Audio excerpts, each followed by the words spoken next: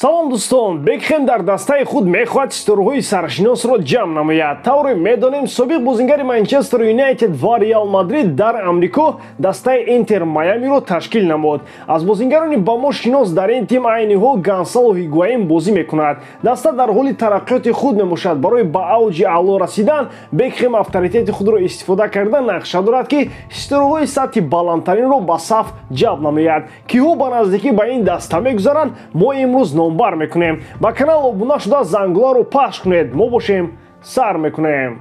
Дӯстон, марҳилаи интихоби ҷоми ҷаҳон то ҳол давом дорад. Полша дар майдони худ Шветсияро пешвоз мегирад. уқубони сафед то марҳилаи интихобии финалӣ ба тарзи автоматӣ баромадан аз Заркабутон бо мушкилӣ дар дақиқаҳои иловагӣ Чехияро мағлуб сохтанд. Португалия дар марҳилаи финалӣ интизори Италия шуда буд, аммо дар асл бо Македонияи Шимолӣ рақобат мебандад. Оё макдуниҳо метавонанд боз як мӯъҷизаи дигар нишон дода аввалин маротиба дар таърихи худ ба ҷоми ҷаҳон бароянд? Тамошои бозиҳоро бо 1x метавонанд ҷолибтар кунед. Регистратсияи осон, пур кардани маблағ аз томи гӯшаву канори дунё, вале аз ҳама муҳим, бонус то $100 дар аввалин пардохт бо промокоди MG0777. Ссилкаи бозӣ дар комментария. Ба ҳама муваффақият.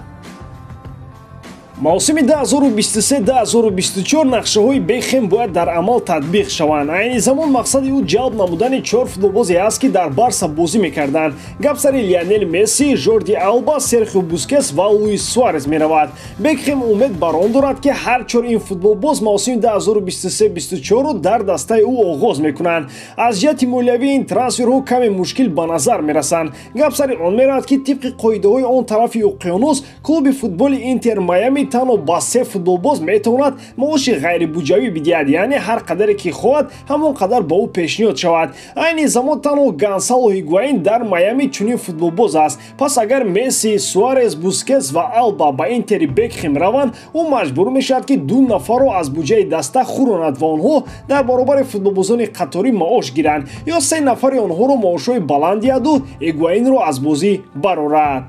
Хулас, аз ҷиҳати молиявӣ якбора овардани ин 4 бозингар мушкил менамояд. Аз тарафи дигар, дар мавсими 2022-23 ин бозингарон худро чӣ гуна эҳсос хоҳанд кард? Месси нақшаи рафтан ба Амрикоро дорад, аммо ҳоло не, шояд наздикиҳои 40-солагиаш равад. Бускетс то ҳол ҳам дар Барса мавқеи асосӣ дорад, Алба ҳамчунин. Имконияти рафтани Луис Суарес вуҷуд дорад. Бо эҳтимоли зиёд ӯ пас аз мавсими кунунӣ сафи Атлетикоро тарк мекунад. Шояд як мавсими дигар дар ягон дастаи аврупоӣ давад пасон бошад, Бекхэм метавонад ин футболбозро ба MLS барад. аҷиб аст, ки чаро Бекхэм ба футболбозони солхӯрдаи Реал Мадрид таваҷҷӯҳ надорад. Онҷо чанд нафаре бекор партофтагӣ ҳастанд. Марсело зидди рафтан ва чанд сол бозӣ кардан дар Майами нахоҳад буд. Бейл ҳам собит кард, ки то агар хоҳад метавонад дар сатҳи баландтарин бозӣ кунад. ҳатто Азаро дар чунин ҳолат ӯ метавон ҷалб кард. шумо дар ин бора чӣ мегӯед дӯстон? Роберт Левандовски карьерашро дар Барселона идома медиҳад. Ин хабар баъд аз муддати вақте метавонад статуси расмиро бигирад. Дар пойгоҳи варзишии кишварҳои аврупоӣ ин мишмишҳо рӯз то рӯз бештар мешаванд. Гуфта мешавад, ки ҳамлагари полшагӣ аллакай розигии принсипиалии худро ба дастаи Барселона додааст. Акнун марҳилаи охирон мондааст. Ин гуфтушунидҳо бо дастаи Бавария ва розӣ кардани мюнхениҳо барои ин трансфер. Бараъло маълум аст, ки Роберт мехоҳад фазоро иваз кунад ва моҳорати худро дар дастаҳои дигар мавриди қарор бидиҳад. Борҳо ишора кардааст, ки баъд аз Бундеслига мехоҳад қувваи худро дар Ла Лига идома бидиҳад. Реал таваҷҷӯҳашро пеш аз он ба Мбаппе равон кардааст. Ин ҳолатро Барса мехоҳад истифода карда ҳамлагари полшагиро ҷалб кунад. Гап ҳамчунин сари он меравад, ки овардани Холланд ҳам барои Каталониё хеле қимат меафтад. аз ин рӯ каталониҳо ба ҳамлагари голзан, ки шартномааш баъд аз 1 сол ба итмом мерасад, диққати худро бештар намуданд.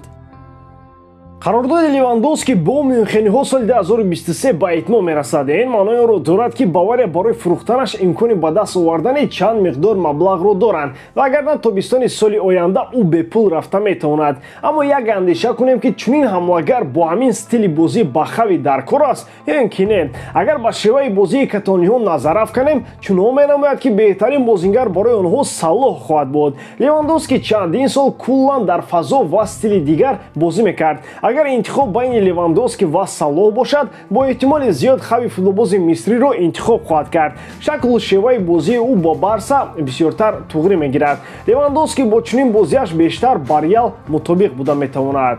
Интер солҳои охир дар бозори трансферӣ кори хубро анҷом медиҳад. Аз фурӯхтани Ҳакимӣ ва Лукаку маблағи зиёдро нерадзуриҳо ба даст ор ва ба ҷояшон Думфрису Ҷекоро оварданд, ки ҳеҷ камӣ аз он ду нафар надоштанд. Барои харид кардани Думфрис аз ПСВ дастаи Интер танҳо 12.5 миллион евро пардохт кард. Баъд аз як соли бозӣ кардан дар сафи нерадзуриҳо, ин футболбоз акнун метавонад аз шаҳри Милан биравад. Таваҷҷӯҳ ба ин бозингари нидерландӣ аз чанд дастаи аврупоӣ дида мешавад. Дар байни онҳо Бавария фарқкунанда аст. Гуфта мешавад, ки тобистони соли ҷорӣ мюнхениҳо ба Интер пешниҳоди харид кардани ин футболбозро хоҳанд кард. Нерадзуриҳо аз бозии ӯ қаноатманд ҳастанд ва мақсади фурӯши ӯро надоранд, вале мо хуб дарк мекунем, ки агар Бавария маблағи хубро пешниҳод кунад, Интер аз пешниҳоди мюнхениҳо даст намекашанд. Инро таҷрибаи Лукаку нишон медиҳад. ӯро ҳам ҳеҷ кас фурӯхтанӣ набуд, вале 120 миллиони Челсиро дида миланиҳо ӯро ҷавоб доданд. Директори варзишии Интер Бепе Маротто метавонад бо анъанаҳои беҳтарини трансфери шеваи худ Дензелро бо арзиши 40-50 миллион евро фурӯшаду баъд ҷояш ягон Мазрауиро ҳамчун агенти озод ба Интер биёрад, ки ҳеҷ камие аз Думфрис нахоҳад дошт. Аслан агар ба бозии Дензел назар кунем, мушкилии асосии ӯро коршиносон дар аз ҳад зиёд саросима буданаш мегӯянд. Агар ин ҷиҳати бозиашро Думфрис хуб кунад, ӯ яке аз беҳтарин латералони канори рост хоҳад шуд. Ҳамчунин гуфта мешавад, ки Ашраф Ҳакимӣ дар ПСЖ худро хуб эҳсос намекунад ва шояд баъд аз анҷоми мавсим нерадзуриҳо ӯро дигарбора ба сафи худ ҷалб намоянд. Дастаи Лидси Англия дар ҳайати худ бозингари бомаҳоратро дида акнун ҳама роҳҳоро барои ба даст овардани маблағи зиёд истифода хоҳанд кард. Номи ин бозингар Рафиня мебошад. Футболбози бразилӣ дар маркази таваҷҷӯҳи чандин дастаҳои абари аврупоӣ қарор дорад. Пеш аз ҳама Барселона ба Лидс пешниҳоди худро равон намуд. Англисо ҷавоби рад доданд ва хостгорҳои каталониҳоро бо дасти холӣ равон карданд. Барса танҳо 35 миллион евро пешниҳод намуд. Лидс бошад дар навбати худ бовар дорад, ки нархи Рафиня Диас ба маротиб гаронтар аст. Англисо аз фурӯхтани Рафиня мехоҳанд 75 миллион евро ба даст оранд, аммо 75 миллион магар зиёд нест. Бо тамоми иззату эҳтиром ба бозингари бразилӣ ва маҳораташ, ӯ дар қатори топҳои сатҳи якум нест. Шояд баъд аз ба Барса ва абарҳои дигар рафтан ба чунин табдил ёбад, аммо айни ҳол ба ин маблағ ӯ намеарзад. 75 миллион таомпули Эрлинг Холланд аст. Рафиня бояд арзонтар шавад. Новобаста ба ин каталониҳо бовар доранд, ки бо нархи гаронтар аз 35 миллион евро метавонанд Рафиняро бихаранд, аммо ин маблағ ба ҳеҷ ваҷ бояд ба 70 миллион нарасад. Роҳбарати Барса омода аст то чанд миллиони дигар ба пули пешниҳод кардааш замъ кунад, то розигии англисоро соҳиб шавад. Ва аммо англисоам дар навбати худ бояд ба пешниҳодҳои Барса таваҷҷӯҳи аввалиндараҷа кунанд. Дар мавсими ҷории Премер-лигаи Англия футболбози бразилӣ дар 27 бозӣ 9 гол зада, 3 ассистро ба номаш муҳр задааст. Ин омори хуб аст, вале гап пеш аз ҳама сари таъсири ӯ ба бозии даставӣ мебошад, ки каталониҳо ҳам маҳз ба ҳамин хотир ӯро ба сафи худ оварданианд.